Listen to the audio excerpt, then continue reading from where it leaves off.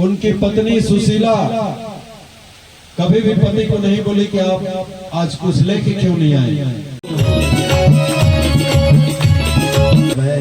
अरे मेरी पत्नी को दे जा रे, तो कहाँ है रे? सुशीला कहाँ है बता दो, मैं चला जाऊंगा। तो मैं अभी अगस्त के महीना में होली खेल रहे हूँ। तो अभी हम लोग निकल गए हैं वहाँ से भगवत कथा जहाँ हो रहा था। और आज हमारे गुरु महाराज पंडित श्री तो पंडाल के घर के ऊपर छत में हो रहा है प्रोग्राम।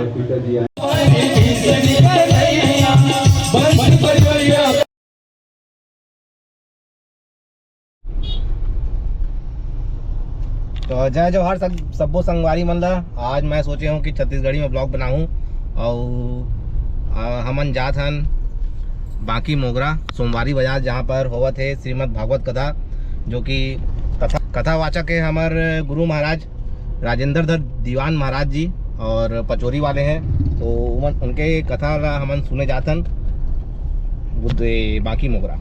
तो मोर छत्तीसगढ़ी फर्स्ट टाइम ब्लॉग बनात हो तो थोड़ा मोड़ गलती हो ही, तो तेकर से मोला माफ़ करिया। और मोला छत्तीसगढ़ी बोले के मन एकर बर करत है कायवर कि मैं अभी गाड़ी में हूँ और मैं कथा सुना जात हूँ कामता प्रसाद के, जो कि छत्तीसगढ़ी भागवत कथा सुनाते, रामायण सुनाते और बहुत सारा कथा सुनाते। तेकर बाद हमन डायरेक्ट मिलो राजेंद्र धर दीवान महाराज जी के पंडाल में। तो चला मिलथन देखबो आगे। तो पंडाल के घर के ऊपर छत में हो रहा है प्रोग्राम भागवत कथा। हम लोग जा रहे हैं ऊपर अभी। और सामने है अविनाश महाराज। अविनाश महाराज ऐसे कर दो, आए यार चलो।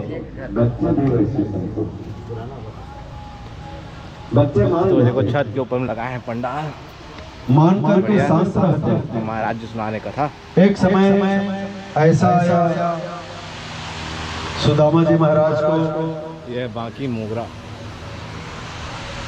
कथा चल रहे हैं। दान में कुछ भी सामग्री नहीं मिली। श्री राधे जय जय श्री राधे जय जय श्री राधे श्याम।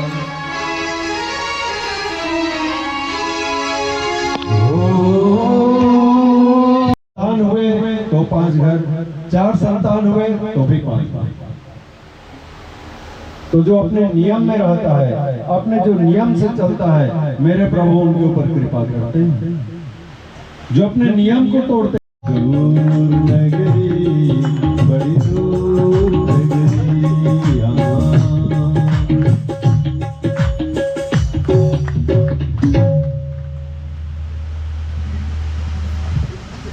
सुदामा जी कह रहे हैं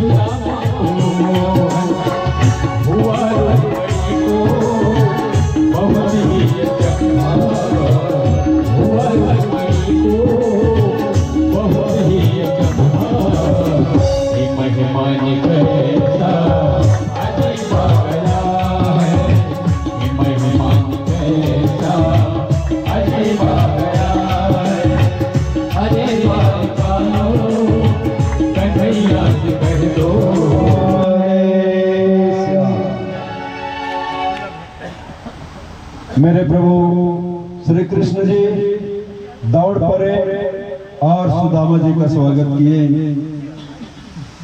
कहीं पे दुपट्टा, कहीं पे पीताम्बरी, कहीं पे मुकुट। प्रभु अपने तन का ध्यान नहीं है। जब भक्त आते हैं, जब जीव आता है तो परमात्मा अपनी स्थिति नहीं देखते। उस भक्त के लिए, उस जीव के लिए मेरे प्रभु दौड़ पड़ते हैं। जैसे गज ने याद किया मेरे प्रभु तुरंत आए जो अवस्था में थे, वो नहीं देखते कि मैं अभी तैयार हूँ कि मैं क्या करूँ। जैसे कृष्ण जी ने सुना कि मेरा मित्र सुदामा आया है, राज से उतर के दौड़ करे, लाए, अपनी गद्दी में बैठाए और उनके पांव चरण धोए और देखे कि पांव में असंख्य कांटे चुभे हुए हैं, टूटे हुए हैं, पांव में छाले पड़े हैं। तो मेरे प्रभु के नेत्रों में आंसू आ गए और प्रभु ने उन्हें आंसुओं से चरण को धोया। रुक्मणी आदि रानियां स्वर्ण के कलशों में जल लेकर के आई हैं, लेकिन प्रभु ने उन जल को छुआ भी नहीं।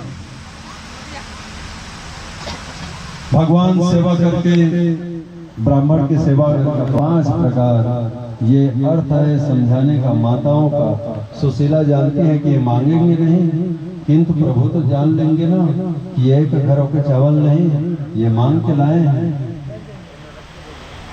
प्रभु जी उस चावल को लेकर के भाव में विभोर होकर के अपने हाथों से खाने लगे, कहने लगे मेरे मित्र को एक लोक का वैभव मिले। दूसरी मुट्ठी उठाए, बोले दूसरी करना। ये रिपीट करते जा रहे हैं कि भागवत आया कहां से, भागवत को लाया कौन, भागवत को लाने में किसने सहायता करी, किसने रास्ता बताया, भागवत किनके पास था। और तृतीय स्कंद में विदुर मैत्रेय संवाद, कपिल देवहूति संवाद, हिरण्याक्ष आदि का वर्णन किया। चतुर्थ स्कंद में सती जी का चरित्र, ध्रुव चरित्र जी के वंश का वर्णन। पंचम स्कंद में प्रियव्रत चरित्र और प्रियव्रत आग्नेध्र नाभि जड़ भरत की कथा, जिस जड़ भरत जी ने हमें ज्ञान दिया कि अपमान मान सम्मान शरीर का होता है, आत्मा का नहीं। इसलिए कभी अपमानित हो तो यह मत सोचना कि मेरा अपमान हुआ। आत्मा का अपमान नहीं होता, आत्मा का सम्मान नहीं होता। आत्मा तो अमर है और आत्मा विनाशी है। ये मान और सम्मान शरीर का है और ये शरीर हमारा नहीं है। शरीर धोखेदार है, इस संसार का है और संसारी है। इस शरीर के हिस्सेदार माता है, पिता है, बंधु है, बहन है, पत्नी है, पति है, बच्चे हैं, समाज है। ये शरीर के हिस्सेदार है। तो इस शरीर का मान और सम्मान होता है, आत्मा का नहीं। इसलिए आत्मा को शरीर मत मानना, आत्मा भगवान का है। अभी ये शरीर मिला है, पता नहीं एक पल में हमें कौन सा शरीर मिले। इस प्रकार छठवें स्कंद में सर्वप्रथम अजामिल की उपाख्यान, भगवान नारायण का नाम लेते ही मोक्ष को प्राप्त हुआ और गुरु हत्या का परिणाम और सद्गुरुओं की उत्पत्ति। सातवें स्कंद में प्रहलाद जी का चरित्र, नरसिंह भगवान की कथा हमने सुनी। आठवें स्कंद में गजेंद्र उपाख्यान, वह गज ग्राह के युद्ध हुआ, लेकिन गज कोई नहीं, गज हम लोग हैं और हमें ये 5 चीज घेर के रहती हैं। लोभ, ईर्ष्या, काम, ये क्षुधा, ये हमारे यही माया है जो ग्राह के रूप में हमें पकड़ करके जल के अंदर खींचते हैं, डुबाते हैं। ये 5 चीजें हैं जो हमें पकड़ती हैं और इनको कथा के रूप में गज और ग्राह के रूप में बनाया गया है। आध्यात्म कथा में ये हमारे शरीर से संबंधित है। इस प्रकार जो है छठे दिन की कथा रही। सातवें दिन, सातवें स्कंद में जो है नरसिंह देव की कथा। आठवें स्कंद में गजेंद्र जी के, 9वें स्कंद में सूर्यवंश, श्री रामचंद्र जी की कथा और चंद्रवंश। ये जो है संक्षिप्त कथा हमने सुनी, सूर्य और वंश और चंद्रवंश की कथा। इस प्रकार 10वें स्कंद में प्रभु श्री कृष्ण जी के लीलाओं का वर्णन, विस्तार से निरूपण। गोकुल जाना, गोकुल से वृंदावन जाना, मथुरा लीला, द्वारका लीला, विस्तार से वर्णन और प्रभु की करुणा की कथा। इस प्रकार 11वें स्कंद में योगेश्वर संवाद, श्री कृष्ण उद्धव संवाद, यदुवंशियों को साफ लगने की कथा और यदुवंशियों का आपस में संहार, भगवान का स्वधाम गमन। मेरे प्रभु अपने धाम को जाते हैं, इसमें यदुवंशी जब कलिकाल का चरण आरंभ होता है, भगवान के जिसने पोते हैं, पौत्र हैं, प्रपौत्र हैं, ये सब दंड हो चुके हैं। भगवान कृष्ण को भगवान नहीं मानते, उनका ही उपहास करने लगते हैं, हंसने लगते हैं कि अरे बाबा तूने तो गोवर्धन उठाया, अरे अब तो कुछ उठा के बता। भगवान समझते हैं कि कलयुग आ गया। कोई पौत्र बोलता है अरे ओ बाबा तूने कालिया नाग का मर्दन किया था, एक सांप तो पकड़। भगवान कहते हैं अब अपमान होना ही बाकी है, इसलिए अब यहाँ से चले जाओ और इन सारे दुष्टों का भी गोविंदाय नमो नमः करो। और इस प्रकार से उनको श्राप दिलाते हैं। सांब जो है जाम्बवती का पुत्र है, बहुत अच्छा आर्किटेक्ट था।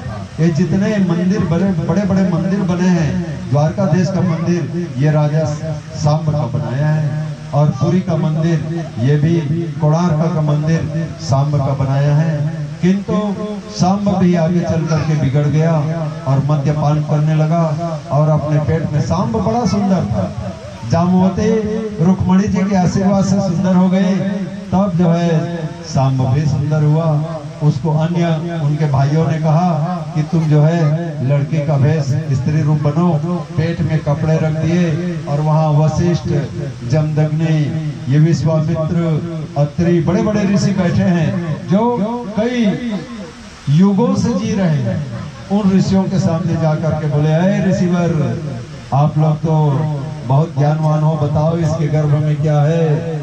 मजाक करने लगे। कभी संतों का मजाक नहीं करना चाहिए, कभी ऋषियों का मजाक नहीं करना चाहिए, कभी किसी विद्वान का मजाक नहीं करना चाहिए, कभी किसी सीधे व्यक्ति या माताओं के मजाक नहीं बनाने चाहिए, अन्यथा प्रणाम समूल नष्ट करने वाली होती है। उन महात्माओं ने कहा रे दुष्टों, तुम्हारे बाबा पर बाबा श्री कृष्ण हमारे देवता है और तुम उनके संतान होकर के इतने उदंड हो गए हो, मद्यपान कर रहे हो, अपमान कर रहे हो, जाओ इसके गर्भ से तुम्हारा काल उत्पन्न होगा।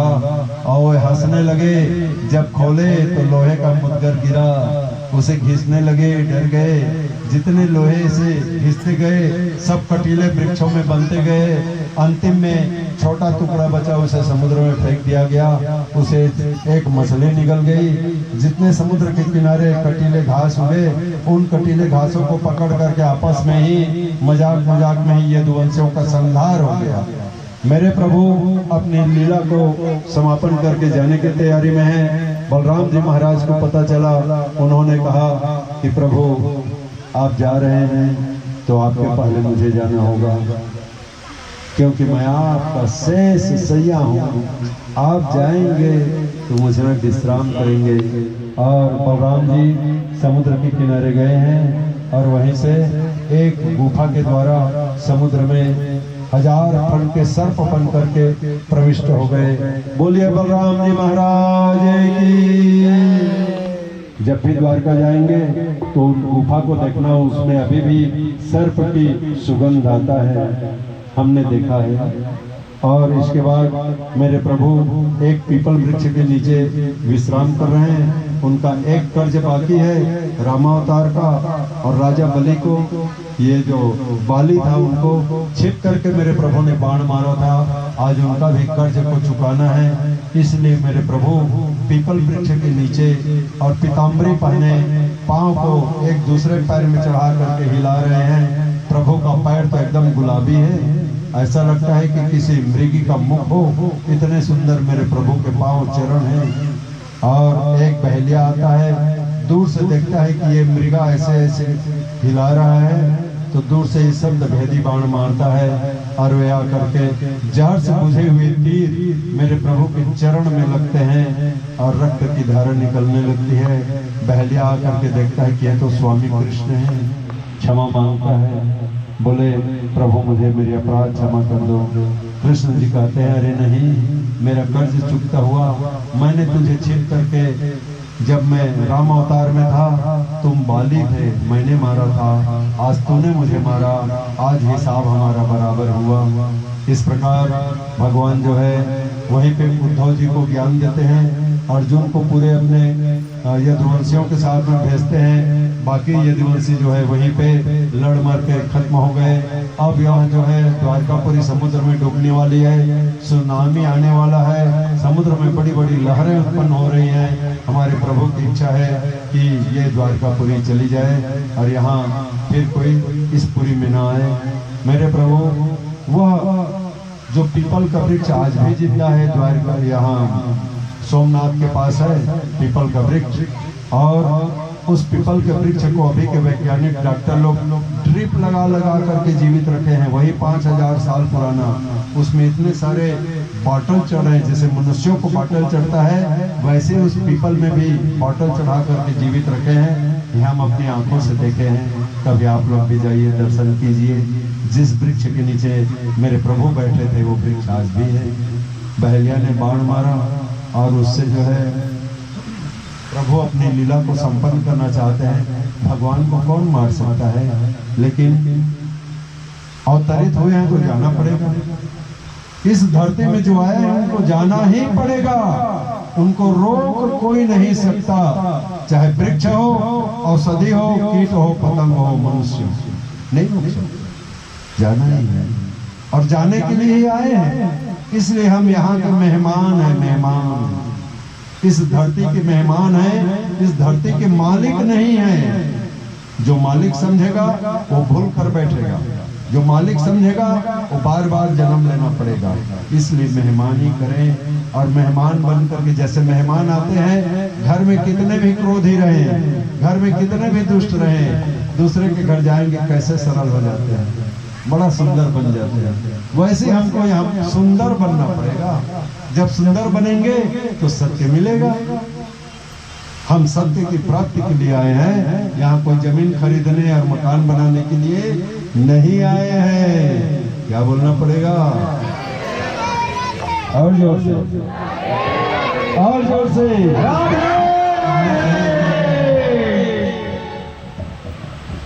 हमारा उद्देश्य था कि इतने दिनों की कथा में कम से कम 1000 बार से ज्यादा आप लोगों को राधे राधे मंत्र का जप कराएं। और 1000 बार अगर राधे राधे नहीं बोले तो हमारे 8 दिन कथा कहने का मतलब ही क्या हुआ? क्या बोलना पड़ेगा? और जोर से राधे राधे।